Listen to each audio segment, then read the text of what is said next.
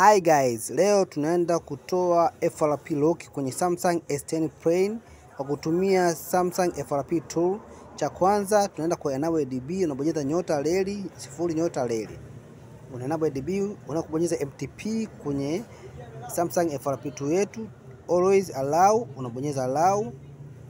Unabonyeza allow, unatia tiki hapa unabonyeza allow.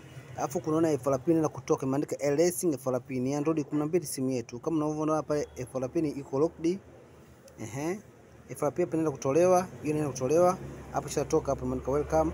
Simu sasa itaenda kujizima na kujiwasha ili FRP imalizike kutoka. Simu inajizima yenyewe na kujiwasha.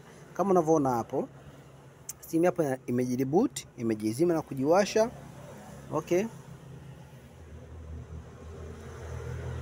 Na kuomba usisahau kusubscribe, like and comment. Kumbuka kuturn on notification bell ili mradi nikiposti video uwe wa kwanza kuzipata. Hii ni Samsung S10 Plain, ni curve na maanisha. Okay. Kama simu yetu imeshawaka hapa, tuende setting. Huu napendaga sana mimi setting niingilie kwa juu. Shusha pasia niingie kwa juu. Lakini kwanza tuingie kwenye app chini hapa. Setting about phone. Unaona hapa ni Samsung S10 hapo. Thank you for watching. Karibu sana, nawapenda. Asante kwa kunisupport.